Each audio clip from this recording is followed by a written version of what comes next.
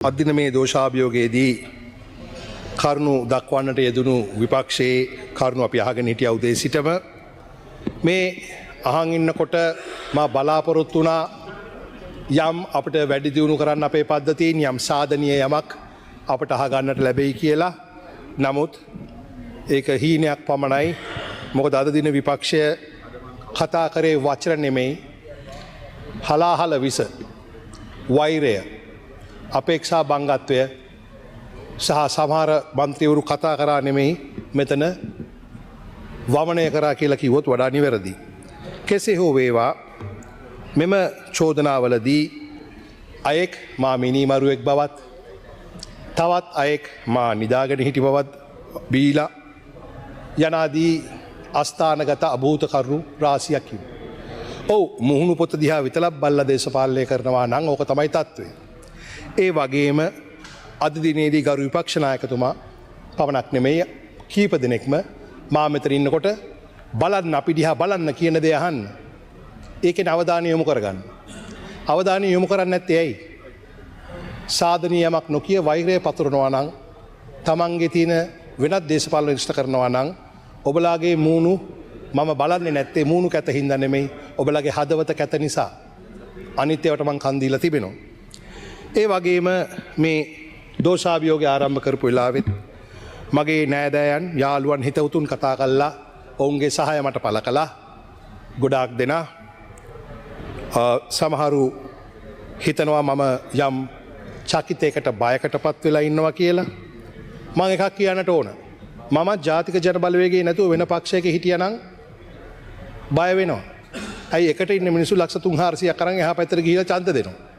නෝ මං ඉන්නේ ජාතික ජන බලවේගයත් එක්කනේ. ඒ හින්දා ඒ බය මට තිබුණේ නැහැ. අද මම මගේ ජාතික මට එහෙම සහාය දෙන්න කතා කරපු සියලු දෙනාට මම ස්තුතිවන්ත වෙනවා. හැබැයි මම ජාතික ජන බලවේගයේ මගේ සහෝදර මන්ත්‍රීතුමන්ලට ස්තුති කරන්න යන්නේ නැහැ. ඇයි ඒ? ඔවුන් දන්නවා ඔබලා නොදන්න එක දෙයක්. අපි එකතු වුණේ 103 කාලේ. අපි එකතු වුණේ මේ සමාජය වෙනස් කරන්න. අපි එකතු වුණේ සහෝදරත්වයෙන්, විශ්වාසයෙන් පොදු අරමුණක් සඳහා. අපි එකෙක්ට thank you හෝ please කියන්න ඕනේ නැහැ. අපි හැමෝම අපේ පොදු අරමුණේ ඉන්නවා. ප්‍රතිලාභ නොලබා ප්‍රරුදු අරමුණේ ඉන්නවා.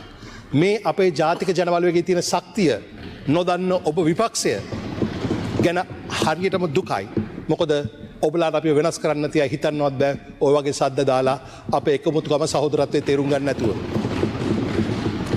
ඒ වගේ මම ස්තුතිවන්ත වෙනවා විපක්ෂයේ යම් මන්ත්‍රීවරුන් කණ්ඩායමකට, සමහරු සමග ජන බලවේගයේ ඔවුන් මට කතා කළා, කෝල් දීලා කිව්වා ඔව් අපි අසං කරා තමයි කියපු හින්දා.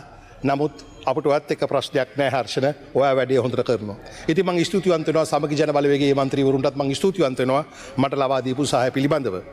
මේක රහස් ඡන්දයක් වුණා නම් බොහෝ වෙලාවට අපට 159ට වඩාත් වාසිය ගන්න තිබුණා. මොකද ඒ වගේම දෙවල පක්ෂවල. ඉතින් ඒක නිසා ඒ සමග ජන බලවේගයේ මට කතා කරලා සහාය දක්වපු මන්ත්‍රීවරුන්ටත් ස්තුතියි. ඒ වගේම ඒ අවධානය යොමු කරන්න හැදීමේදී ගරු විපක්ෂ නායකතුමා ඇහුවා දවස් 3ක විවාදයක් දෙනවද? මේ well of the parliament is asking me, will you give a 3-day debate on the judiciary? මම මේ වෙලාවේ කිව්ව එක දෙයයි. මේ පාර්ලිමේන්තුව තුල කතා කරන්නේ මොනවද කියලා පාර්ලිමේන්තු බිස්නස් කමිටියේ කතා කරන්න ඕන. සභානායක එකතුලා තීන්දුවක් ගන්න ඕන. ඉතින් එතුමා දන්නේ නැත්තම් මෙච්චර විපක්ෂ නායකයා වශයෙන් උත් ඒ ඉල්ලීම මගෙන් කළා හරියන්නේ නැහැ, කරන්න ඕන තැන ඒකටයි මම උත්තර දුන්නේ. එහෙම නැත්නම් කාටවත් සමච්චල් කරන්න මට උවමනාවක් තිබුණේ නැහැ. දැන් අපි මේ සිද්ධියට පසුව අපි පැමිණියොත් මූලිකවම ඒ මීගමුවේ වෙච්ච බන්දරාවිත සිද්ධිය සම්බන්ධයෙන් විශාල කනගාටුවක් කම්පනයක් අපිට තිබෙනවා.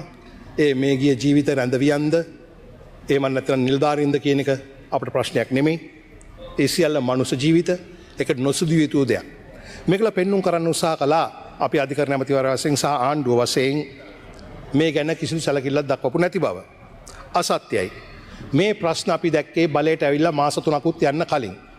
අන්න ඒ හේතුව හින්දා තමයි මෙතන කිව්වට අපි කට්ටිය බදවාගෙන නැහැ කියලා 1000කට ආසන්න සංඛ්‍යාවක් රෙක්රූට් කිරීම ආරම්භ කළේ. දැනටමත් ඒක කෙරීගෙන යනවා.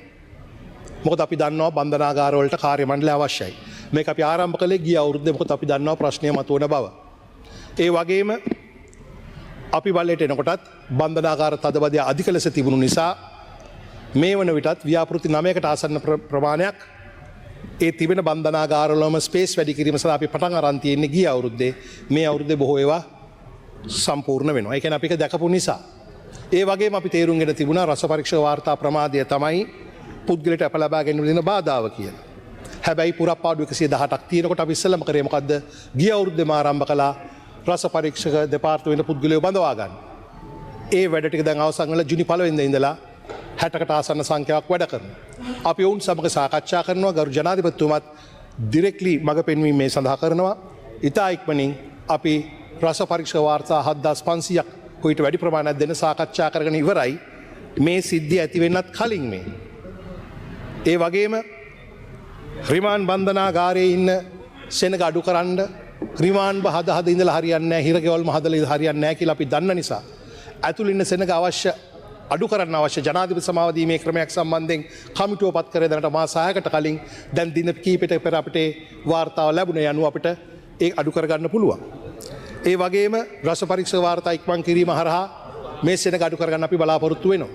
ඒ වගේම මේ සිද්ධිය වෙන්නත් කලින් තමයි අපි සාකච්ඡා කළේ පුද්ගලයන් රිමාන්ඩ් කරනවා වෙනුවට හවුස් ඇරෙස්ට් කරන්න පුළුවන් තත්ත්වයක් ලෝ එකක් හදලා මේක සෙනග අඩු කරන්න. මතක තියාගන්න අපේ රජයේ බලාපොරොත්තුව මේ හැමෝම හිරේ තියන්න නෙවෙයි. හැමෝම රිමාන්ඩ් තියන්න නෙවෙයි.